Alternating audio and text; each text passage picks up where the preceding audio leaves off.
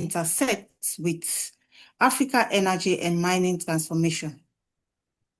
Thank you so much, Priscilla. Thank you for having me. Thank you for the efforts you're making to keep this interview series alive. Thank you for all of the back-end activities that you do to prepare for all our interviews at WiM-Africa. This is highly appreciated. You are one of our valued volunteers, and we really appreciate you. Thank you for the work that you are doing. So, You're welcome. coming to the question that you have asked me about how mining and energy, and in fact, let me add a third one, gender, how it intersects. They go hand in hand. Mining and energy are interlinked in Africa because the mining sector must be powered by some form of energy. And mining, on the other hand, powers industrialization. Yeah. So while energy powers mining, mining also powers industries, industrialization. We have the critical minerals now, and every other source of renewable energy is being powered also by mining. So both of them, these are sectors that sit at the center of Africa's economic engine. And both of these sectors also still remains gender imbalance, Priscilla, because gender equity matters. When women experience the impacts of mining and energy decisions first before our fellow men does, for many reasons, whether through displacement, whether through community health, whether through loss of livelihoods. Women are the first to feel the impact of any development effort, but they are often excluded from the tables where these decisions are made, most especially in Africa. And that is why Women in Mining Africa, we are at the center of this advocacy, and we are working with our 7-point program agenda to make sure that we have gender mainstreaming in these critical sectors. So integrating gender means intentionally creating a pathway, or intentionally making pathways available for women to participate in not just only renewable energy generation, but also the exploration of renewable energy, the processing of same, the logistics, the renewable energy generation, and then even the governance of it. So gender mainstreaming into mining and energy policies are very, very critical. Productivity will rise when safety improves, for instance, and communities as a whole become more resilient, on the other hand. So as we are transiting, the whole world globally is transiting to low carbon economies. It will fail if it does not transition socially as well. And what do I mean by transitioning socially? I mean that it puts women at the center of policy, of finance, of innovation, of everything else that we do. That cultural or religious or whatever belief system that we have needs to be reorientated to make sure that women are at the center of every policy discussion, of every financing discussion, and even any innovation in the mining and in the energy sectors. Priscilla, over to you. Thank you very much, Doctor. But if I may ask, in your view, what are the biggest opportunities for women from artisanal mining to energy entrepreneur as the continent shifting towards renewable and low carbon system? What are the opportunities? The opportunities are huge, Priscilla, and it's so huge, and I'm very happy, and I'm looking forward to the energy Indaba in South Africa. As we are transiting all over the world and also in Africa, the transition creates brand new value chains. Is it solar farms? I also work on environmental and social impact assessments, and there's lots of projects related to solar farms and power generation using solar and all of those renewable technologies. So the value chains are enormous. Whether it is solar farms, which are often near mine sites, battery grade lithium processing, or is it waste to energy facilities? Or is it hydrogen logistics? All of this can become entry points for women-led enterprises. Let's say, for instance, as we are advocating in WiM-Africa to make sure that we run a structure like today, Priscilla, you and I were discussing with a woman from Kenya earlier today. We are making sure that all over Africa, we have cooperatives, that women don't work alone, work in silence. I do my thing, you do my thing. I have my challenge, you have your challenge. No, we have to cooperate, and we are forming women cooperatives. So even in the energy/mining sectors, if women cooperatives can supply solar energy to mining host communities, on that hand, or managing recycling of mine waste on another hand, or consider delivering environmentally sound monitoring services. That's environmental monitoring services like I do. I'm an environmentalist, and I provide environmental mitigation monitoring and auditing and impact assessment services. So all of these channels are areas that women can come together as cooperatives, as companies, as in any platform available, we can come together to provide such services. So these are opportunities. In many regions, women already manage small businesses, like, providing water, providing, like where you are in Sierra Leone, Madam Priscilla, of course, what I'm talking about, how women are providing services across different value chains. The same applies here. We already manage businesses. We're already providing food, logistics around the mining sites. We're helping them to scale up through renewable energy integration and through even digital tools. Our women are doing very well in the digital space as it is. I met a few young ladies, 25, 24, and they're doing so great in a digital space, that I'm also rushing to catch up, So, but they're doing so greatly. So there is opportunity in data integration, in coding, in ESG reporting, in climate finance tracking, in diverse areas where women bring strong analytical and community engagement skills that we already have inbuilt. We bring it into the spaces and it succeeds. So the opportunities are enormous. If you talk about the critical minerals sector as well, where those critical minerals are now being needed globally, we have women who are already into different mining activities. Like the one today was telling me, the Kenyan woman today that we had a discussion earlier, telling me about ballast mining that she's got. So there are lots of even lithium mining site, lithium licenses all across that are women owned. But again, I will emphasize, when a woman-led organization is struggling, like the Kenyan woman told us today, struggling just to scale in one sector. When we come together, the struggling becomes our collective burden. And so it is reduced on the shoulders of one woman, and I bring in my skills, you bring in your skills, and together we can have a corporate entity that can scale and be able to compete internationally. So I think the opportunities, Priscilla, are so enormous. Yeah, over to you.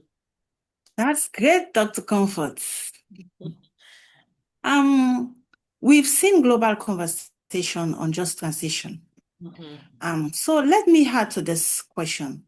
How can Africa ensure that its transition is not only green, but also especially for the solid mineral sectors, so that our leaders can create the structure and partnership that can create real benefit for women at the grassroots level?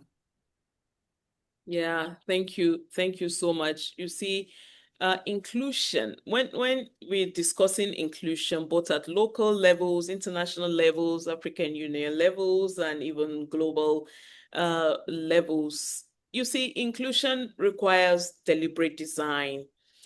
We need gender responsive implementation. It goes beyond and moves beyond just gender neutral statements being made, whether by leadership, whether by we ourselves, and in all conferences, workshops, policy dialogues, we have to have gender responsive implementation.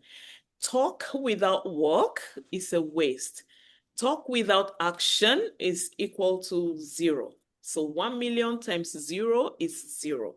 We must have deliberate actions, deliberate steps that complement ongoing efforts on implementation of gender responsive policies.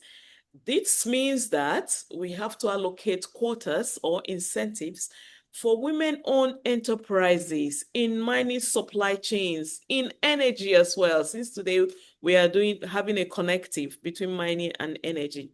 We need to have those incentives, Priscilla.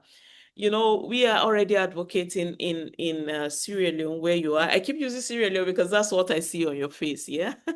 So we keep on advocating that the women in the gold supply chain or in the gold mines at the pit should be given opportunities or their own processes be incentivized to make sure that they have a quota or they have opportunities to own licenses, because they are women-led, because they are the ones at the mining pit.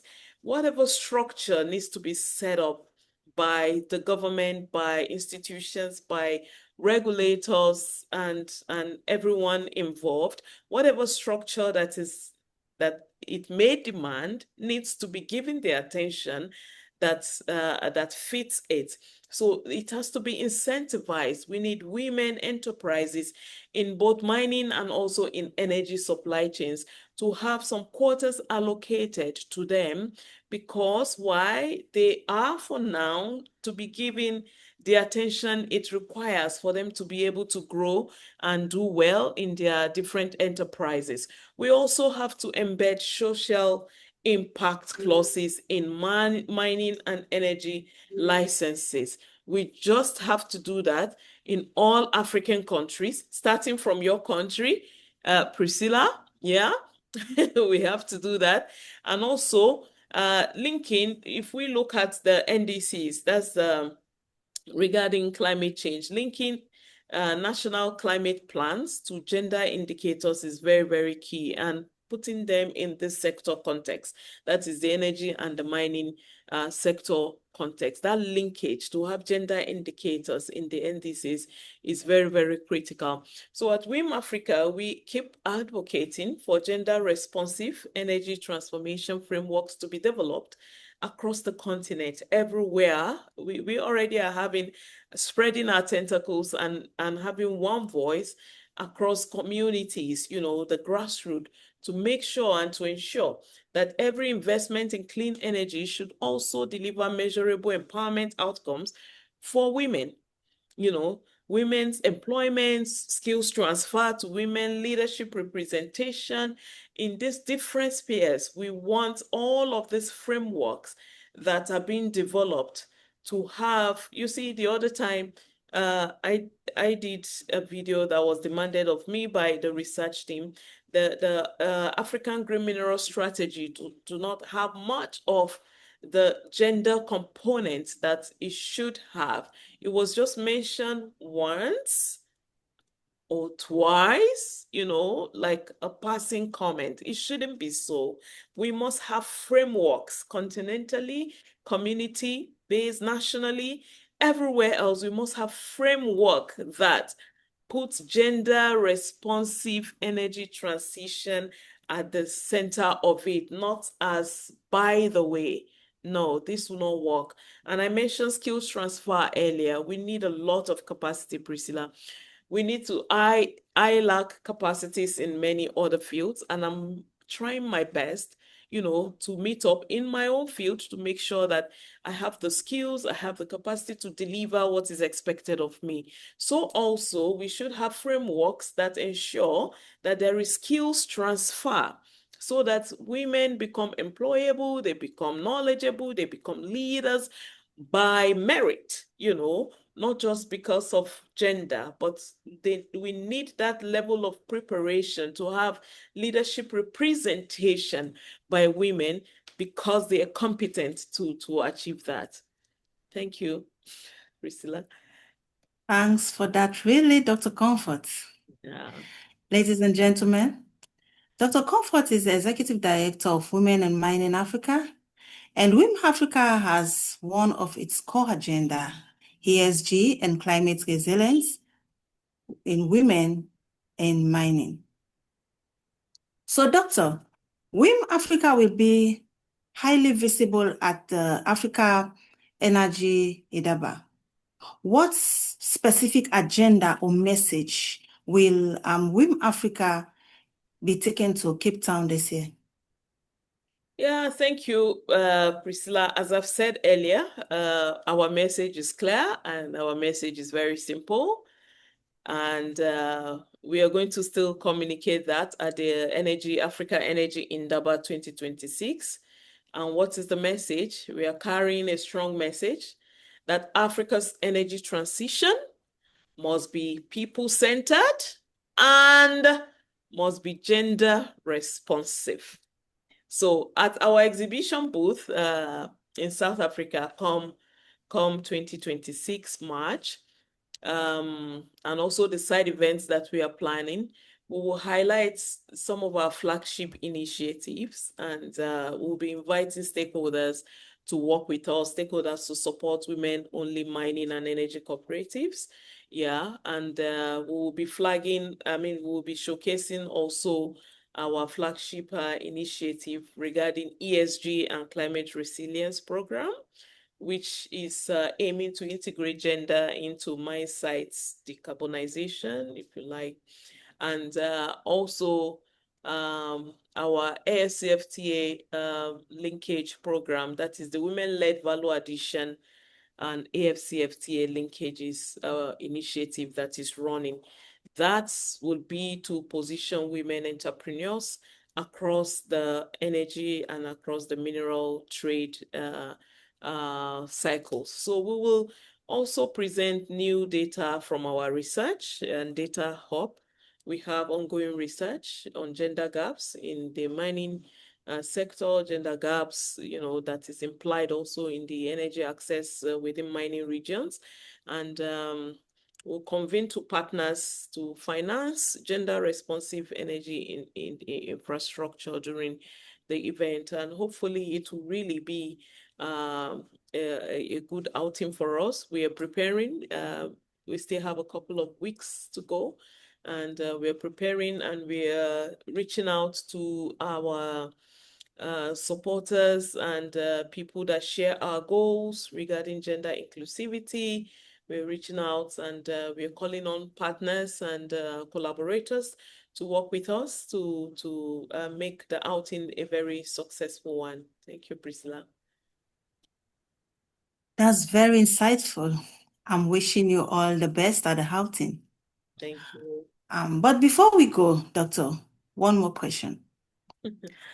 Dr. Comfort, what is your call to action for government, investors, and partners joining force with WiM-Africa to build gender-responsive energy system? Thank you, Priscilla. Well, the future for mining is female, and the future for Africa's energy is female. The message is simple. That's what it is. The future is female. So we are calling on investors, we're calling on policymakers to embed gender in every project approval, every policy document, every framework of government, framework of sectors that has to do with mining and with energy or with critical minerals or with renewable, all of this cycle of agendas going around the world. We are calling on everybody to embed gender from feasibility to financing. Gender have to be embedded in every of these plans and programs. And we are also calling on them to support women's programs, like our programs at WiM-Africa. We are calling on corporate organizations, governments to support our programs, and not just as a CSR, gesture, but as a strategy, as also economic strategy of this corporate entities to work with us as partners to achieve a common goal of gender inclusivity, So every economic strategy that organizations should have, that nations should have, that the continent in Africa should have, we are calling that the simple message that gender should be embedded in every project and program, every feasibility study, every financing. Gender should be considered. So we want people to also join us. We want organizations, MDAs, national, international, to join us to co-finance the WiM-Africa 5-year action plan that we have just launched a few weeks ago. We want to adopt a gender responsive investment framework. So we want you to co-finance it and collaborate with us on training. We have a target to train 10,000 women in green energy entrepreneurship by the end of the action plan year, that is 2030. So that is a big goal that we have. So we are inviting corporate entities, organizations to please join us in this, our ambitious move to make change happen. Please join us. Let's really drive the change that we need in Africa and make Africa great by all means. Thank you, Priscilla. Thank you so much, Dr. Comfort, for your leadership. To our audience, today, this conversation reminds us that Africa's energy future will only be sustainable when women are fully included from exploration to innovation. As we count down to the Africa Energy Indaba 2026, we invite all partners, companies, and institutions to visit the WiM-Africa booth to explore collaboration under the theme Partner for Gender and Energy Transition. All of us, please stay tuned for our next episode. We continue this series with Mrs. Kosia Sibisi, the chairperson for Women in Mining Business, South Africa. Mrs. Kosia will highlight the real investment and climate energy opportunities for women in mining business. Thank you for watching and see you.